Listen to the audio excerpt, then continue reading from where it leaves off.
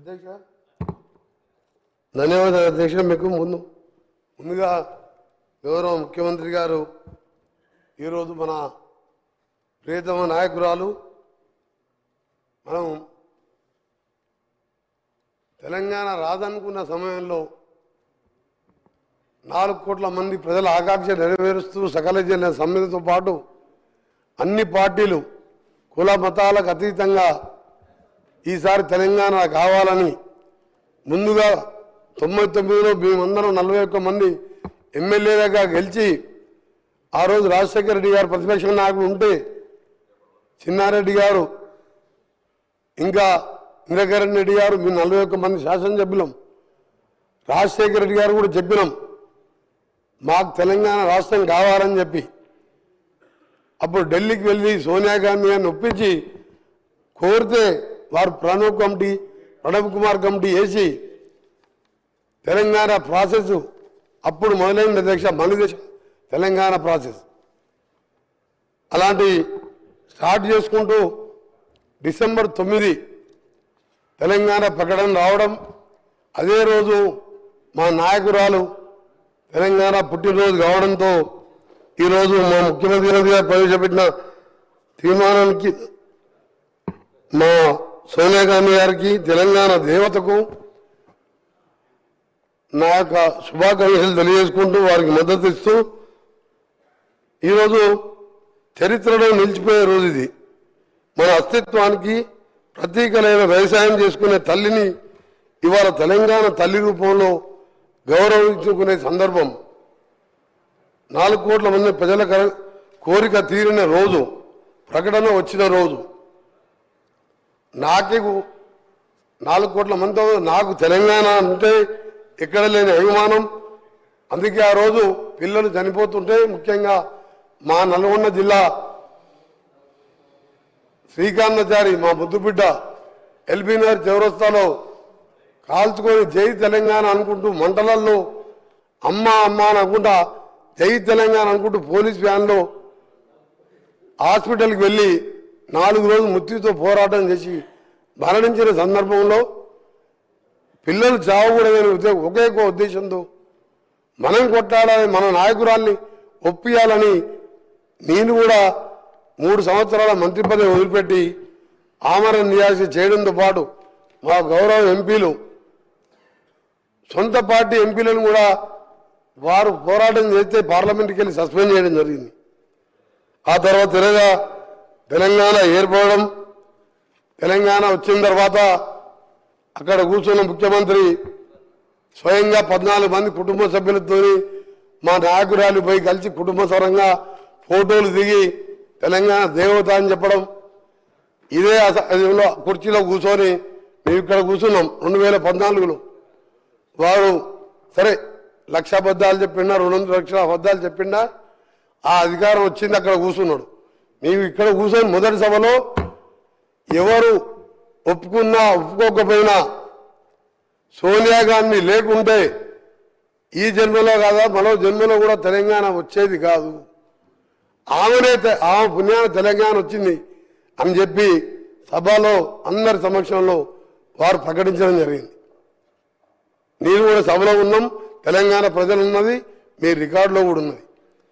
ఈరోజు అలాంటి సోనియా గాంధీ పుట్టినరోజుతో పాటు తెలంగాణ అస్తిత్వానికి ప్రతీకలైన ఒక అమ్మ లాంటి తెలంగాణ తల్లిని ఈరోజు ఆవిష్కరించుకుంటూ పోతున్న సందర్భంలో వాళ్ళు ఆ నాయకుడు కనీసం వచ్చి శుభాకాంక్షలు చెప్పేది పోయి బయట పిచ్చి పిచ్చి వేషాలు చేస్తూ ఈరోజు ఇంత పవిత్రమైన రోజు తెలంగాణ ప్రకటించిన రోజు ఇది.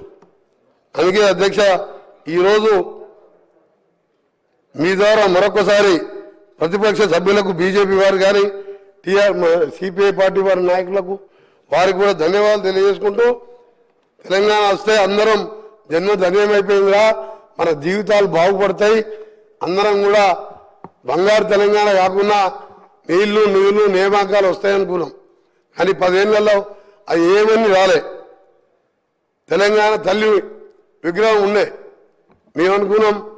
ఈ విగ్రహం చూసిన తర్వాత మా ప్రభుత్వం వచ్చిన తర్వాత మా గౌరవ ముఖ్యమంత్రి గారు తెలంగాణ తల్లి అంటే ఏ చాకలి ఐలమ్మలాగనో మనం ఇంట్లో చూస్తే మన అమ్మలాగనో గ్రామీణ ప్రాంతాల్లో ఉండలే మన అమ్మలాగనో ఉంటుంది అనుకున్నాం.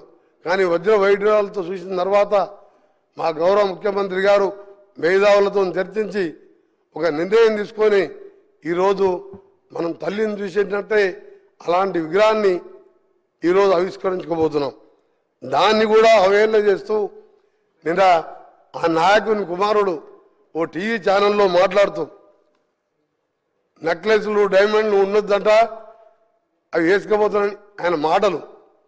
అధ్యక్ష ఒకటే అడుగుతున్నా, తెలంగాణ అంటే మన ఇంతకుముందు చెప్పిన అస్తిత్వానికి గ్రామీణ పరిస్థితులకు చూడంగానే ఉట్టిపడేలా ఉండాలని చెప్పి ఒక మంచి కార్యక్రమం మేధావులతో చర్చించి తీసుకుంటే ఆయన మాట్లాడుతూ ఆయన ఒకటే అడగదలుచుకున్నా, అసలు నీ పార్టీలో కాదు ఏ పార్టీలో తెలంగాణ అనే పదమే లేదు, ఒక కాంగ్రెస్ పార్టీలో తప్ప. మాది తెలంగాణ ప్రదేశ్ కాంగ్రెస్ కమిటీ అంటాం, టీపీసీసీ అంటాం. ఆయన టీఆర్ఎస్ని బీఆర్ఎస్ని చేసుకున్నాడు.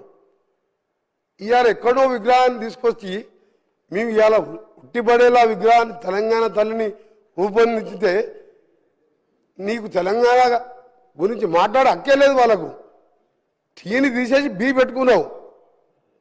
మా పార్టీలో తెలంగాణ పీసీసీ ఉన్నది, టీపీసీసీ అంటాం. అధ్యక్ష అందుకనే మీ అందరికీ చెప్తున్నా ఒకటే, ఈరోజు సాయంత్రం జరిగే ప్రోగ్రాం మా గౌరవ ముఖ్యమంత్రి గారి ఆదేశం మేరకు మా అధికారులు మంచి ఏర్పాట్లు చేసాను. లక్షలాది మంది మహిళలు వస్తున్నారు. మా ఆర్ఎండ్బి శాఖ ద్వారా అన్ని కూడా ఏర్పాట్లు చేస్తున్నాం. మేమందరినీ కూడా పేరు పేరున మీ అందరికీ సవినయంగా కోరుకుంటూ, కొందరి పదవి పోయిందనో ఏదో రాజ్యం పోయిందనో ఈరోజు వాళ్ళు మాట్లాడే మాటలు నమ్మకుండా తెలంగాణ ప్రజలకు విజ్ఞప్తి చేస్తున్న ఈ సభ ద్వారా మీ ద్వారా స్వచ్ఛందంగా అందరూ తరలి వచ్చి తెలంగాణ తల్లితో పాటు ఈరోజు 10 ఏళ్ల తర్వాత నిజంగా వచ్చిన తెలంగాణ, అప్పుడైతే అసలు ప్రజాపాలన తెలంగాణ డిసెంబర్ 7, 2023 వచ్చింది. ప్రజలు స్వేచ్ఛా వాయులు చీల్చుకుంటూ ఇవాళ సెక్రటరియట్లో వేలాది మంది కనబడుతున్నారు. ఒక సంవత్సరం కింద సెక్రటరియట్లో నాలాంటి ఎంపీలకు పాస్ అడిగితే కూడా ఇవ్వలే. ఇవాళ సామాన్యులు వేల మంది తెలంగాణలో తిరుగుతున్నారు. అందుకనే తెలంగాణ తల్లి విగ్రహావిష్కరణకు రావాల్సిందిగా మీ ద్వారా కోరుకుంటూ, ఈరోజు మరొకసారి బీఆర్ఎస్ పార్టీ నాయకులకు మీకు తెలంగాణకి ఎప్పుడో బంధం తెగిపోయింది. మీరు టీ తీసేసి బీ పెట్టుకున్నప్పుడే మీకు విగ్రహం గురించి కానీ దేని గురించి కానీ మాట్లాడే హక్కు లేదు మీకు. అందుకనే మీ నాటకాలు ఆపిపెట్టి గౌరవ ప్రతిపక్ష నాయకుని చెప్తున్నా, అక్కడ కూర్చొనేమో దేవతన్నావు, 14 మంది కుటుంబ సభ్యులపై కాళ్ళు మొక్కొచ్చినావు. నువ్వు లేకుంటే తెలంగాణ వచ్చేదే కాదు తల్లి అన్నావు. ఇవాళ ఏం మార్పు వచ్చింది? ఇచ్చిన రుణం తీసుకోకుంటే కనీసం పుట్టినరోజు కూడా నువ్వు శుభాకాంక్షలు చెప్పలేదంటే తెలంగాణ మర్యాద ఇదేనా? అధ్యక్ష ఊళ్ళల్లో అంటారు తెలంగాణలో, ఇంటికి వస్తే ఇంటికి వచ్చిన వారిని ఇంటికి వచ్చిన వారి మర్యాద చేసి కాళ్ళకు నీళ్ళు ఇచ్చి అన్నం పెట్టి పంపించే మర్యాద తెలంగాణ ప్రజలది. తెలంగాణ ఇచ్చి 10 ఏళ్ళు అనుభవించి కనీసం శుభాకాంక్షలు కూడా చెప్పలేదంటే నీ జ్ఞానం ఎక్కడ పోయింది? 80,000 పుస్తకాలు ఎక్కడ పోయినాయి? మీ పిల్లలకు నేర్పి ఆ పిల్లలు బయట టీషర్ట్లు వేసుకొని రోడ్ల మీద లొల్లి పెడుతున్నంట. అందుకే అధ్యక్ష మీ ద్వారా తెలంగాణ ప్రజలందరికీ మరొకసారి మా ప్రియతమ నాయకురాలు నిజంగా 1100 మంది పిల్లలు తల్లిదండ్రులు ఇప్పటికీ ఆ పిల్లలను చూసి ఏడుస్తుంటారు.